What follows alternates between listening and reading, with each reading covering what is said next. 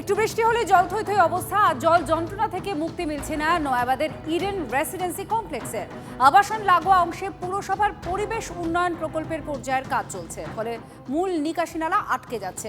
ফল ভুগছেন আবাসনের বাসিন্দারা। অনেকেই জলবাহিত রোগের প্রকোপে দিশেহারা। প্রশাসনের দরজায় কড়া নেড়েও কোনো লাভ না হয় ক্ষুব্ধ আবাসনের বাসিন্দারা।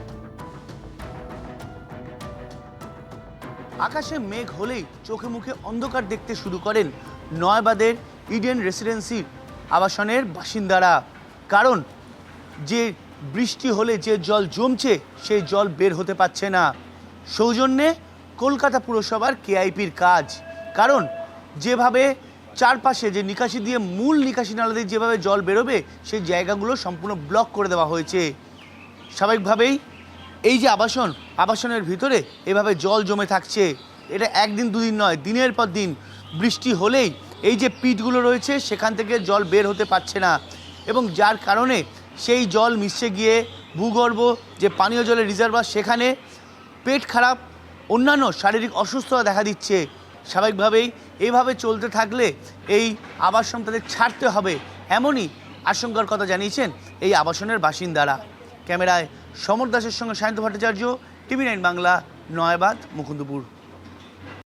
এই বছর রিসেন্টলি এরকম নোংরা জল দিনের পর দিন আমরা জলের মধ্যে বসবাস করছি, এতে পেটের প্রবলেম হচ্ছে, সব কিছুই আমাদের এই জলের জন্য হচ্ছে। আমাদের বাচ্চারা স্কুল যেতে পারছে না, এই নোংরা জল দিয়ে কী করে প্রতিদিন স্কুল যাবে। মানে এমএলএ ওনার লোকেদের জানিয়েছি, কর্পোরেশনে জানিয়েছি। কর্পোরেশন থেকে প্রথম যেদিন এসেছিলেন আমরা ওনাদের দেখিয়েছিলাম, তখন বলেছিলাম যে এরকম সমস্যা হচ্ছে।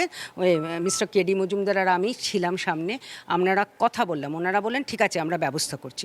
বলে বাইরে একটা পাম্প লাগালেন, কিন্তু সেটাতে বাইরের জল বেরোচ্ছে, ভেতরে কোনো জল বেরোচ্ছে না। হাইডেন বসাতে গিয়ে আমাদের এক্সিস্টিং যে পাইপলাইন ছিল সেটা আউটলেট যেটা ছিল সেই আউটলেটটাকে ওরা জেসিবি দিয়ে ভেঙে ফেলে, মানে আনস্কিল লেবার দিয়ে কাজ করাতে গিয়ে যা হয় আর কি।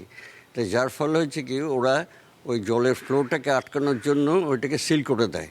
সিল করে দিয়ে ওরা কিন্তু এই স্পট থেকে কাজ ছেড়ে দিয়ে অন্য স্পটে গিয়ে কাজ করছে। প্রচণ্ড আশঙ্কাজনক একটা পরিস্থিতিতে আমরা পড়তে যাচ্ছি। আমরা সবাই বিপর্যস্ত, day to day life existence আমাদের একেবারে হ্যাম্পার হয়ে যাচ্ছে।